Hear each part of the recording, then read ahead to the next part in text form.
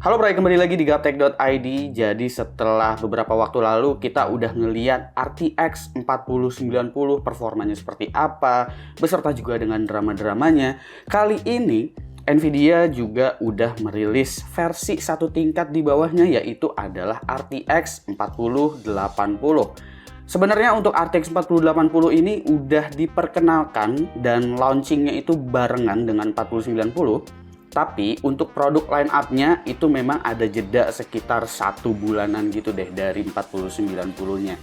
Dan kali ini yang ada di gua bukan versi Founders Edition, tapi kali ini langsung versi custom card atau AIB dari brand partner. Dan kebetulan gua dikirimin sama MSI dengan seri Supreme X-nya. Jadi ini adalah MSI GeForce RTX 4080 Supreme X 16GB GDDR6X.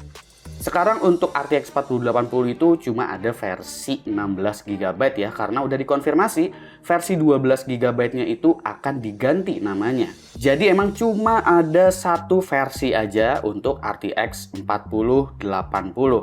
Mungkin untuk penjelasan GPU-nya, gue nggak akan menjelaskan banyak lagi mengenai arsitekturnya. Gue rasa kalian bisa nonton pembahasan gue mengenai RTX 4090 karena ini masih menggunakan arsitektur yang sama, yaitu adalah ada low flash dengan proses fabrikasi 4 nanometer dari TSMC. Yang membedakan dari RTX 4080 ini yang pertama itu adalah code name, karena code name ini menentukan jumlah SM unit yang ada di dalam GPU-nya.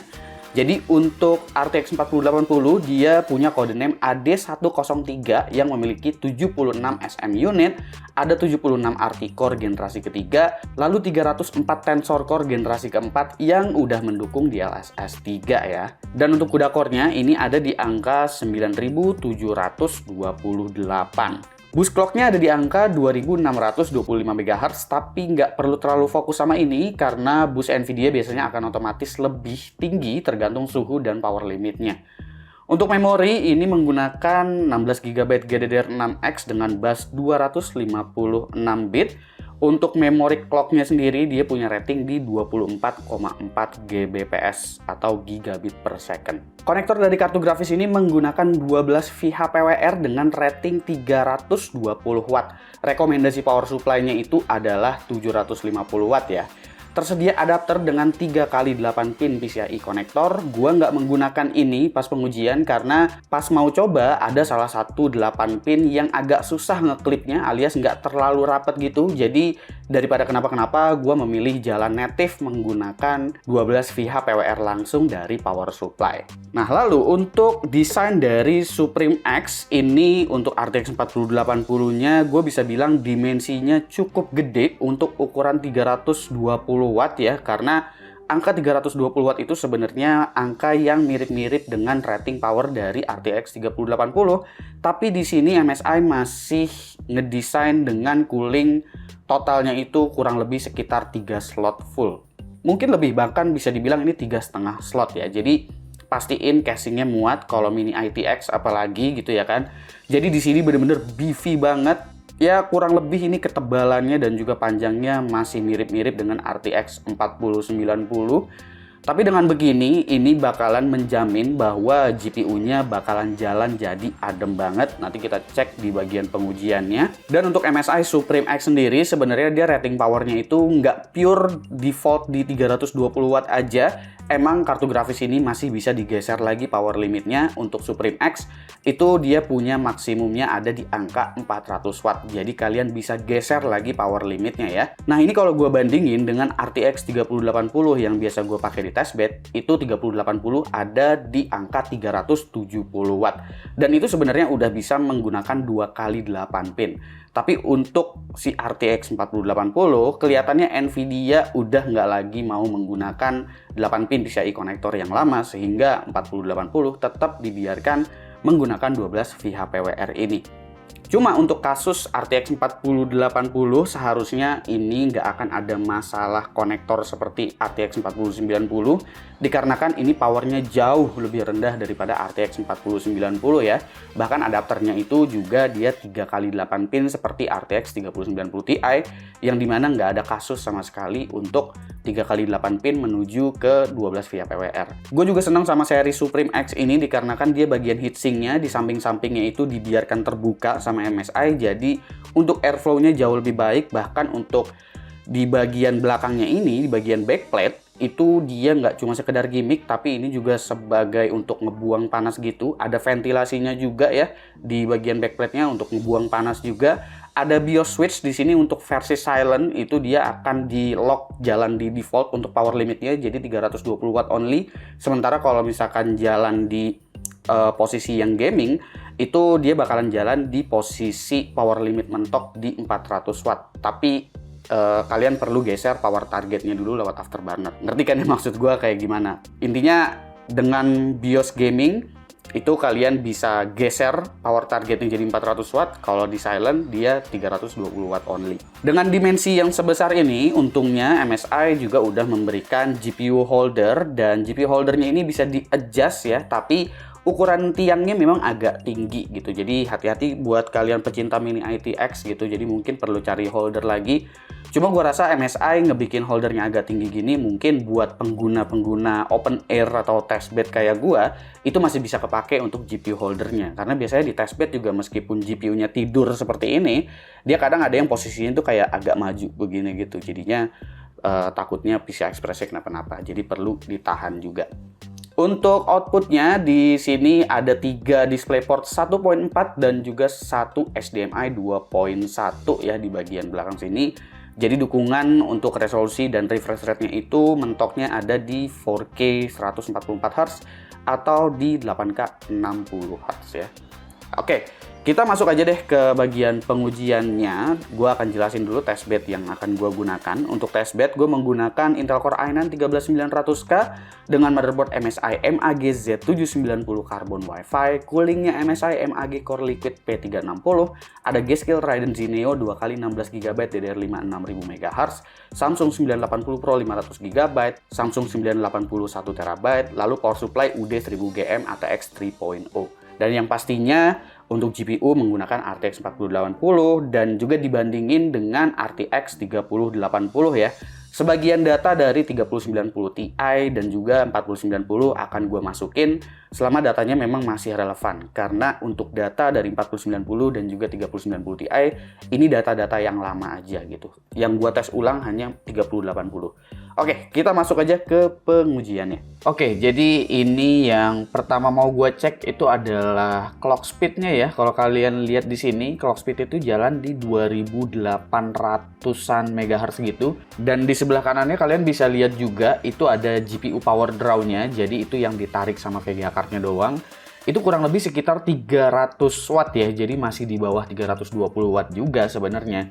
Di sebelah kirinya itu lagi main game ini, suhunya ada di bawah 60 derajat dan posisi GPU load-nya itu udah ada di 98 sampai dengan 99%. Jadi sebenarnya powernya masih kurang lebih mirip-mirip dengan RTX 3080. Gue juga ngecek lewat 3D Mark Firstrike Ultra untuk stress testnya. Di sini GPU board power draw itu ada di angka 310 watt dan untuk GPU clock-nya itu rata-rata jalan di sekitar 2745 MHz. Di sini GPU-nya udah load 100%, tapi di sini RT-Core dan juga Tensor Core nggak jalan, berbeda dengan pas lagi main game tadi ya, dimana game tadi itu settingannya menggunakan DLSS dan juga Ray Tracing. Kalau suhu di sini mirip-mirip, GPU temperaturnya ada di bawah 60 derajat Celcius. Seperti yang gue bilang tadi, karena coolingnya ini gede banget, beefy banget gitu.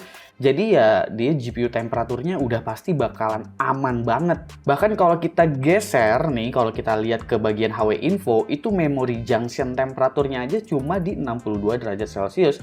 Yang dimana biasanya GDDR6X itu operatingnya bisa mencapai 80 derajat lebih. Jadi ini bener-bener adem banget sih. Lalu kita masuk ke benchmarknya di 3D Mark Firstrike Ultra. Di sini RTX 4080 itu punya performance yang lumayan jauh ternyata dari RTX 3090 Ti. Ya memang untuk ngejar 4090 itu gapnya masih luar biasa jauh banget ya.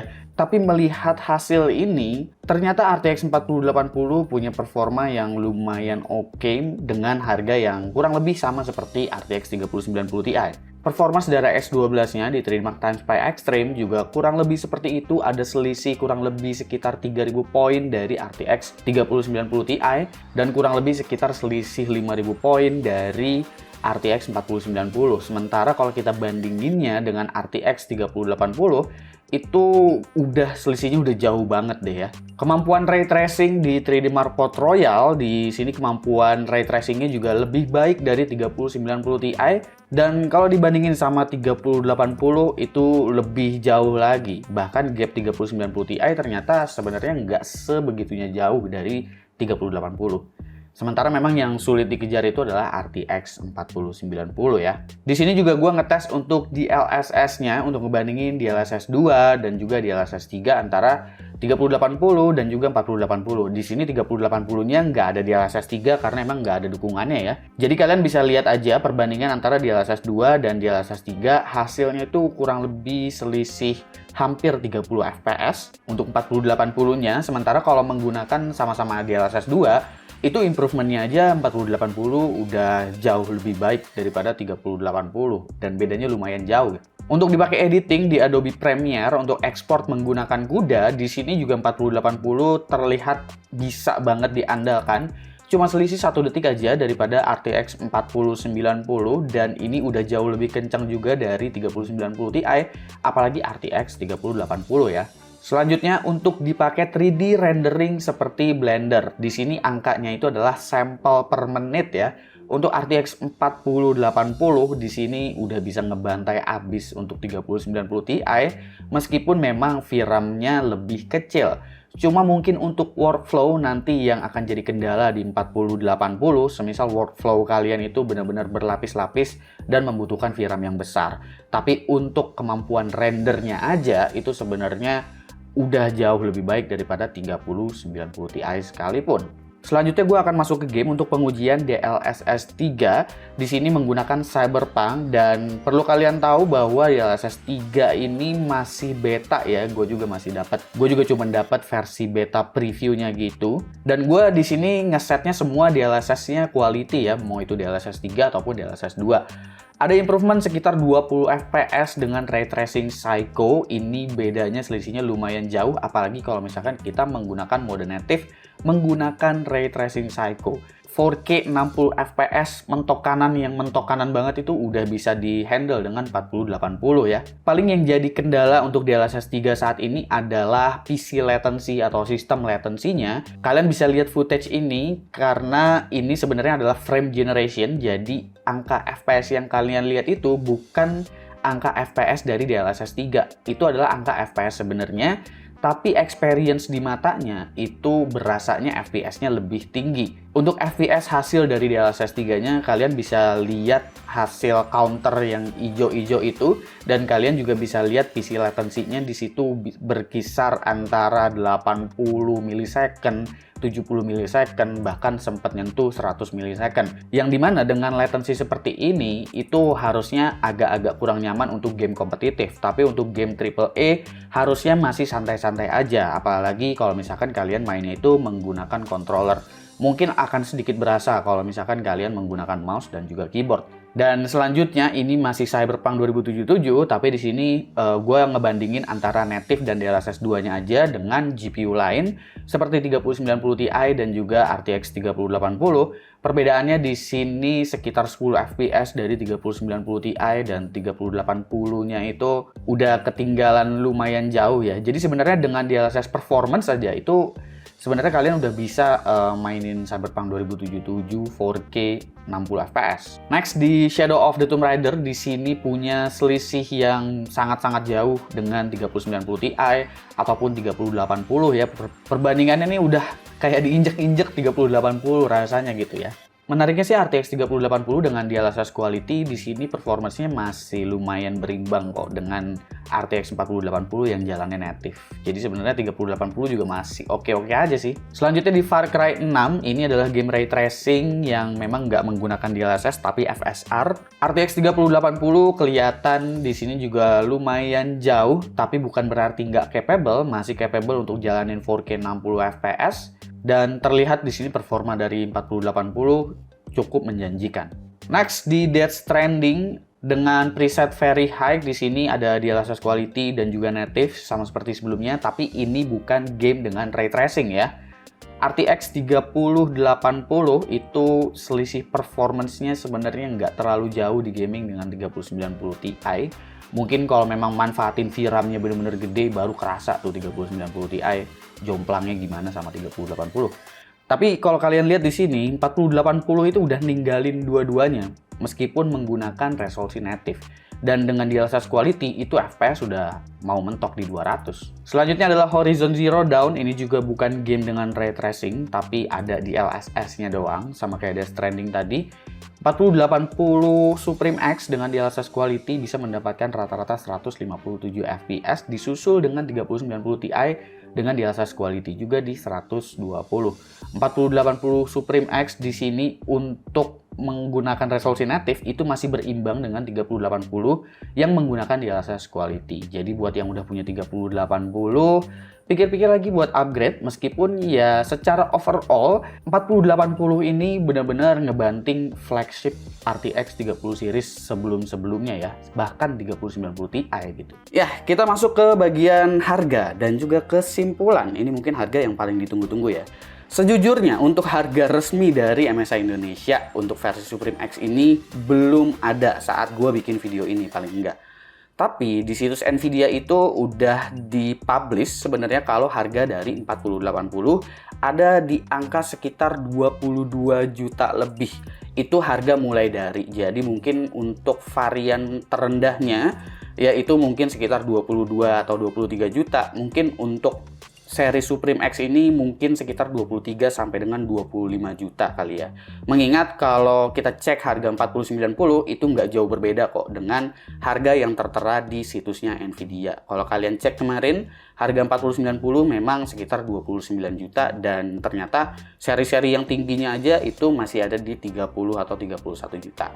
Jadi gua rasa harganya juga nggak akan jauh dari yang ada di situsnya Nvidia. Ini level harga yang mirip seperti harga RTX 3090 Ti. Dan kalau kita bicara performa, RTX 3090 Ti itu udah bisa dilewatin cukup jauh ya sama si RTX 4080 ini. Belum lagi dukungan fitur-fitur baru seperti DLSS 3, lalu AV1 encode, hingga Omniverse bahkan. Meski emang kapasitas VRAM dari 4080 lebih kecil dari 3090 Ti. Ini menurut gue menarik. Gue penasaran juga penantang 4080 ini yaitu 7900 XTX seperti apa. Semoga gue bisa cobain juga.